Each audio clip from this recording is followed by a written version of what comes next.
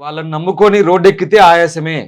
మాయా, మోసం బీఆర్ఎస్ విధానం మాఫీ జరుగుతుంది రోడ్డెక్కొద్దు. 6 నెలల కింద బొందపెట్టిన మీరే ఎలా రాణిస్తున్నారు? 10 ఏళ్లలో వాళ్ళు ఇచ్చిందెంత? 10 నెలల్లో మేము ఇచ్చిందెంత అంటూ ఇక్కడ ముఖ్యమంత్రి మాట్లాడిన తీరు. రుణమాఫీకి సంబంధించి అట్లాగే ఈడీ కార్యాలయం ముందు సెబీ చైర్మన్ దాంతోపాటు అదానీ షేర్ల కుంభకోణం సంబంధించి జరిగిన ధర్నా కార్యక్రమంలో ఈ 2 అంశాలు కూడా ముఖ్యమంత్రి మాట్లాడారు. అది కూడా ప్రధానంగా హైలైట్ చేశారు. మరొకటి ఇక్కడ ఆలేరు జనగామలో బీఆర్ఎస్ రైతన్నలో మాట్లాడుతున్న హరీష్ రావు, రేవంత్ దైవ ద్రోహం, రుణమాఫీపై దేవుల మీద ఒట్టేసి మాట తప్పుతున్నారంటూ హరీష్ రావు చేసిన విమర్శ మరొక ప్రధాన వార్తగా రాశారు.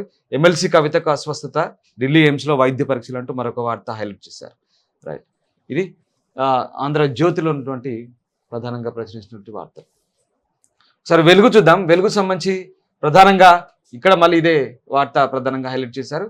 ముఖ్యమంత్రి ఈడీ కార్యాలయం ధర్నా నిర్వహించారు. ఆ నలుగురే దేశాన్ని దోచుకుంటున్నారంటూ వార్త సారాంశం. దాంతోపాటు ఇక్కడ కేసీఆర్ హరీష్ ఒత్తిడితోనే కాళేశ్వరం డిజైన్లకు ఆమోదం, ఫ్లడ్ లైట్ల వెలుతుల్లో హడావుడిగా పనులు, కాళేశ్వరం డిజైన్లకు ఆమోదం, కాళేశ్వరం కమిషన్ ఎదుట కుండబద్దలు కొట్టిన సిడిఓ మాజీ ఈఎన్సీ నరేందర్ రెడ్డి. మాజీ ఈఎన్సీ నరేందర్ రెడ్డి కమిషన్ ముందు, పీసీ ఘోష్ కమిషన్ ముందు ఉన్నట్టుగా ఒప్పుకున్నట్టుగా ఈ వార్త సారాంశం. అప్పుడు కేసీఆర్ ఆదేశంతోనే, ఆయన ఏకంగా కేసీఆర్ పేరుని వెల్లడిస్తూనే ఇక్కడ కేసీఆర్ హరీష్ రావు చెప్తేనే నేను వాటికి సంబంధించిన విధి విధానాలన్నీ కూడా మార్చాల్సిన అవసరం వచ్చింది. అక్కడ వాళ్ళ ఒత్తిడి మేరకే మార్చినట్టుగా, ఆయన కమిషన్ ముందు ఒప్పుకున్నట్టుగా డిజైన్ మార్చినట్టుగా ప్రధానంగా వార్త రాశారు. ఇది వార్త సారాంశం. రైట్, ఇక మరొక వార్తగా ఇక్కడ జనవరి నుంచి సన్న బియ్యం, రేషన్ బియ్యం పక్కదారి పడితే కఠిన చర్యలు, మంత్రి ఉత్తమ్ అంటూ మరొక వార్త. అక్రమాలకు పాల్పడితే రేషన్ డీలర్షిప్ రద్దు, హాస్టల్, స్కూల్స్, అంగన్వాడీలో పెట్టే ఫుడ్లోనూ క్వాలిటీ పాటించాలి, ప్రభుత్వాన్ని చెడ్డ పేరు తెస్తే సహించలేదంటూ ఒక వార్త చెప్పారు.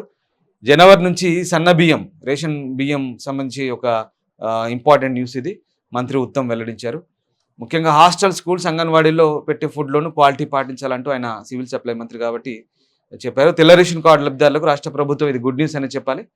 అసెంబ్లీ ఎన్నికల ముందు ఇచ్చిన హామీ మేరకు జనవరి నుంచి రేషన్ షాప్ ద్వారా సన్న బియ్యం సరఫరా చేస్తామంటూ పౌర సరఫరాల మంత్రి ఉత్తమ్ కుమార్ రెడ్డి చెప్పిన వార్త. ఇదొక ప్రధాన వార్తగా చెప్పుకోవచ్చు. ప్రభుత్వం ఎన్నికల్లో ఇచ్చిన హామీ మేరకు జనవరి నుంచి సన్న బియ్యం ఇస్తామంటూ మంత్రి చెప్తున్నారు. ఇక డిసెంబర్ 15-16లో గ్రూప్ 2 ఇందాక చెప్పుకున్నాం. రైట్, ఇది మరొక వార్తగా అప్పుల చిప్ప చేతిలో పెట్టి నీతులు చెప్తున్నారు, నిధుల కొరతను రుణమాఫీ చేస్తున్న సర్కారుపైకి రైతులు ముసుగొల్పుతారా కోదండరాం అంటూ మరొక వార్త. ఎమ్మెల్సీ కోదండరాం బీఆర్ఎస్ పై విరుచుపడ్డ వార్త ఇక్కడ మనకు కనబడుతుంది. ఇది వెలుగు సంబంధించి ప్రధానంగా హైలైట్ అయిన వార్త. ఇక నమస్తే తెలంగాణ చూద్దాం. నమస్తే తెలంగాణ సంబంధించి కొండారెడ్డిపల్లిలో గుండారాజ్, సీఎం సొంత ఊర్లో మహిళా జర్నలిస్టులపై దాష్టికం అంటూ ఒక వార్త రాశారు. ఇష్టారాజ్యంగా రెచ్చిపోయిన కాంగ్రెస్ ముఖ రుణమాఫీపై ఆరా తీసిన జర్నలిస్టులపై దాడి, కెమెరాలు, ఫోన్లు, చిప్పులు లాక్కున్నారు, సీఎం సొంతూరుకి వస్తారా అంటూ బెదిరింపు, పోలీస్ స్టేషన్లోనూ మహిళలపై దౌర్జన్యం, ఎస్కాట్ ఇచ్చి హైదరాబాద్ పంపిన తీరు, దాడిని ఖండించిన జర్నలిస్ట్ సంఘాలు అంటూ నిన్న రుణమాఫీకి సంబంధించిన అంశంలో బీఆర్ఎస్ చేస్తున్న ఆందోళన కవరేజ్ చేయడానికి వెళ్ళిన జర్నలిస్ట్ సంబంధించి తమ జర్నలిస్టులపై దాడి చేశారంటూ ఇక్కడ తెలంగాణ నమస్తే తెలంగాణ పేపర్లో ప్రధానంగా ఒక వార్త ప్రచురించిన ఇది కనబడుతుంది మనకు. దాంతోపాటు ఇక్కడ రేవంత్ రెడ్డి ఈడీ కార్యాలయం ముందు చేసిన ధర్నా, దీంట్లో ఎక్కడా వేసిన సందర్భం కనబడతలేదు. ఎందుకంటే ఇది ప్రభుత్వానికి బీఆర్ఎస్ అనుకూల పత్రిక కాబట్టి ఖచ్చితంగా ఆన్ రికార్డ్ చెప్తున్నాను. ఆ వార్తలు పెద్దగా హైలైట్ చేసే అవకాశం ఉండదు ఇక్కడ, టు బి ఫ్రాంక్. ఇక్కడ కంప్లీట్గా పేజ్ మొత్తం కూడా బీఆర్ఎస్ సంబంధించిన వార్తలు ఉంటాయి ఎగ్జాక్ట్లీ. సో దీంట్లో కొత్తగా మనం చెప్పుకోవడానికి ఏముంటుంది, ఇక్కడ హరీష్ రావు కేటీఆర్ది ఎక్కువగా హైలైట్ చేస్తారు, తర్వాత హరీష్ రావుది హైలైట్ చేస్తారు యాజ్ యూజువల్లీ. ఇష్యూ దాంట్లో చెప్పుకోవడానికి ఏం లేదు.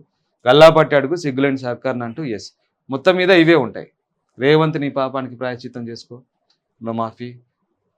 సో ఇదంతా కూడా ప్రధాన వార్తలన్నీ కూడా బీఆర్ఎస్ నేతలతో కూడినట్టు వాళ్ళ వార్తలకు సంబంధించి ఉంటాయి. ఎక్కడో ఒక చోట చిన్నగా ఈ వార్త రాశారు. ఇది ముఖ్యమంత్రి ధర్నాకు సంబంధించి జనవరి నుంచి సన్న బియ్యం, ఇది కూడా చాలా చిన్నగా రాశారు వార్త. ఇది ఇంపార్టెంట్ వార్త. బట్ వచ్చే నెల 25న కోర్టుకు రండి, సీఎం రేవంత్కు కోర్టు సమాండు, రిజర్వేషన్ల మీద తప్పుడు ప్రచారంపై బీజేపీ నేత కేసు అంటూ మరొక వార్త. బీజేపీ ప్రతిష్టకు భంగం కలిగించే విధంగా చేసిన వ్యాఖ్యలపై ముఖ్యమంత్రి రేవంత్ రెడ్డికి సమన్లు జారీ చేసింది కోర్టు. వచ్చే నెల 25న ఆయన తరపు న్యాయవాది కానీ కోర్టుకు హాజరు కావాలంటూ బీజేపీ రాష్ట్ర ప్రధాన కార్యదర్శి కాసిం వెంకటేశ్వర్లు చేసిన కేసుకు సంబంధించి కోర్టు సమన్లు ఇచ్చినట్టుగా ఇదొక వార్త మనకు కనబడుతుంది. సో గ్రూప్ 2 సంబంధించి కూడా మరొక వార్త.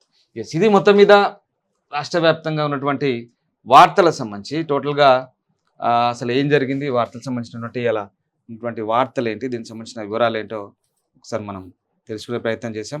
రైట్, మా ప్రతినిధులు శ్రీశైలం అట్లాగే శ్రీనివాస్ ఇద్దరు కూడా మనతో జాయిన్ అవుతారు. వార్తలకు సంబంధించి, ముఖ్యంగా వార్తలకు సంబంధించి ఏం జరుగుతుందో విశ్లేషణ ఒకసారి మనం చేసే ప్రయత్నం చేద్దాం. ప్రధానంగా నిన్నడంతా కూడా బీఆర్ఎస్ ఆందోళనలు, దాంతోపాటు కాంగ్రెస్ పార్టీ పోటాపోటీ ఆందోళనలు నిర్వహించిన సంగతి మనకు కనబడతా ఉంది.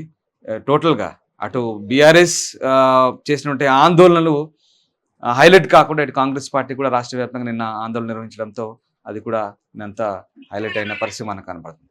ఎస్, ఒకసారి మా ప్రతినిధి శ్రీశైలం మనతో జాయిన్ అవుతున్నారు. Srisailam, good morning. ఏం జరుగుతుంది? ముఖ్యంగా నిన్నంతా కూడా బీఆర్ఎస్ పార్టీ ఆందోళన నిర్వహించింది. బీఆర్ఎస్ పార్టీ చేసినటువంటి ఆందోళన కొన్ని చోట్ల ఉద్రిక్తతలు కూడా దారితీసిన పరిస్థితి. సో ఏ రకంగా బీఆర్ఎస్ పార్టీ శ్రేణులు ముందుకు పోయే అవకాశాలు కనిపిస్తా ఉన్నాయి? ముఖ్యంగా నిన్నటి ధర్నా సక్సెస్ అయిందని అనుకోవచ్చా మనం రాష్ట్ర వ్యాప్తంగా? Good morning.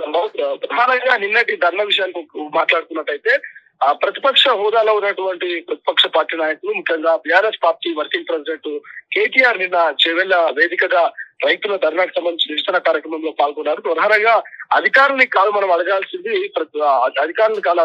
ప్రధానంగా పార్టీ నాయకులు అడగాలి, మంత్రులు అడగాలి, ఎమ్మెల్యేలు అడగాలి. అధికారులతో మనకు సంబంధం ఏంటి?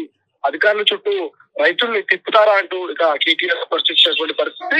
ఈ నేపథ్యంలోనే ప్రధానంగా రైతులంతా కూడా ఎవరైతే రుణమాఫీ పాల్గొనేటువంటి రైతులు ఉంటారో, అదేవిధంగా బీఆర్ఎస్ పార్టీకి సంబంధించిన కార్యకర్తలు ఉంటారో వారితో పాటు పెద్ద ఎత్తున నిరసన కార్యక్రమాన్ని తిరిగేసారు. మరోవైపు హరీష్ రావు లక్ష్మీ నరసింహస్వామి ఆలయంలోకి వెళ్ళి అక్కడ కూడా పాప పక్షాలైనటువంటి పూజలు చేసినటువంటి పరిస్థితి.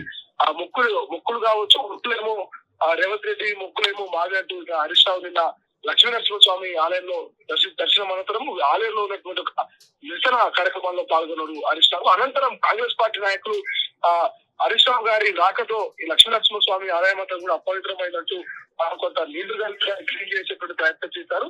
సో ఓవరాల్ గా నిన్న మాత్రము రుణమాఫీ రచ్చ మామూలుగా లేదు. రాష్ట్ర వ్యాప్తంగా కొన్ని శ్రీశైలం నిన్న తిరుమలగిరిలో జగదీష్ రెడ్డి పోలీసులపై ఆయన వార్నింగ్ కూడా ఇచ్చారు.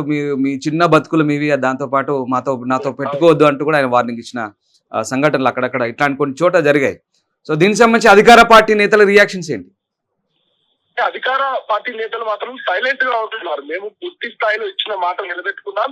ఇప్పటికీ కూడా రైతులకు, రుణమాఫీ కాని రైతులకు ఎక్కడా కూడా మేము మాఫీ చేయమని చెప్పట్లేదు. రుణమాఫీ టెక్నికల్ ఇష్యూస్ కానీ ఇతరితర 2 లక్షల పైబడినటువంటి వారి కొంతమంది ఖాతాలో డబ్బులు జమ చేయకపోవడం కావచ్చు, ఇతరితర కొన్ని ఇబ్బందులు ఉన్నాయి. వాటిని ఖచ్చితంగా క్లియర్ చేస్తాం. ప్రతి ఒక్కరి అర్హులైన రైతులను మేము రుణమాఫీ నుంచి విముక్తులు చేస్తామంటూ రాష్ట్ర ప్రభుత్వం చెప్తుంది. ఈ నేపథ్యంలోనే కేవలం కాంగ్రెస్ పార్టీ మీద బురదలే ప్రయత్నం చేస్తుంది ప్రతిపక్ష పార్టీ. రానున్నటువంటి పంచాయతీ ఎన్నికలు కావచ్చు, ఇతరితర డిప్యూటీసీ, ఎంపీటీసీ, లోకల్ బాడీ ఎన్నికల్లో మనుగడ సాధించడం కోసము రాజకీయంగా ఎటువంటి అంశము లేదు కాబట్టి కేవలం రుణమాఫీని ముందు పెట్టుకుని ప్రతిపక్ష పార్టీ అధికార కాంగ్రెస్ పార్టీ మీద దుమ్మెత్తి పోస్తున్నట్టు ఇప్పటికే అధికారంలో ఉన్నటువంటి మంత్రులు చెప్తున్నటువంటి పరిస్థితి. నిన్న ముఖ్యమంత్రి రేవంత్ రెడ్డి కూడా ఈడీ ఆఫీస్ ముందు ఏదైతే కేంద్ర ప్రభుత్వం మీద, మోడీ మీద, అదేవిధంగా అదానీ మెగా కుంభకోణం మీద విచారణ జరిపించాలి, సెబీ చైర్మన్ ను రాజీనామా చేయించాలంటూ కూడా నిన్న పెద్ద ఎత్తున నిరసన కార్యక్రమం చేసినటువంటి పరిస్థితి. అక్కడ ఆ వేదికగా రేవంత్ రెడ్డి కూడా స్పష్టంగా చెప్పిండు. కేవలం కేటీఆర్ కావచ్చు, హరీష్ కావచ్చు, ఇతరితర నాయకులంతా గతంలో 1 లక్ష లోపున్నటువంటి రైతులకు రుణమాఫీ చేయలేకపోయారు. ఇవాళ 2 లక్షల రూపాయల రుణమాఫీని ఏకకాలంలో చేస్తా ఉంటారు. చూసి ఓచలేకపోతున్నారు. రైతుల్ని పక్కదారి పట్టించేటువంటి ప్రయత్నం ప్రతిపక్షాలు చేస్తున్నాయి. ఇక్కడ శ్రీశైలం అంటే పోటాపోటీ ధర్నాలతో ఎవరు ఎక్కువగా హైలైట్ అయినట్టు మనం భావించాల్సి వస్తుంది. అటు బీఆర్ఎస్ ధర్నాలు పెద్దగా హైలైట్ కాకుండా, ప్రముఖంగా మీడియాలో రాకుండా, ఇటు కాంగ్రెస్ పార్టీ కూడా నిన్నంతా చేసింది. ఆ రకంగా దీన్ని ఏమన్నా హైజాక్ చేసే ప్రయత్నం చేశారనుకోవచ్చా? ఒక రకంగా ఇవన్నీ పొలిటికల్ గా డైవర్షన్ అనేది కామన్ గా జరుగుతూ ఉంటది. ఇక్కడ ప్రతిపక్ష పార్టీ ఏమో రుణమాఫీని ఎట్టి పరిస్థితుల్లోనూ రైతులకు పూర్తి స్థాయిలో జరిగినటువంటి అంశాన్ని రీచ్ కాకుండా ప్రయత్నం చేస్తుంది, తన మనుగడను కాపాడుకునే ప్రయత్నం చేస్తుంది.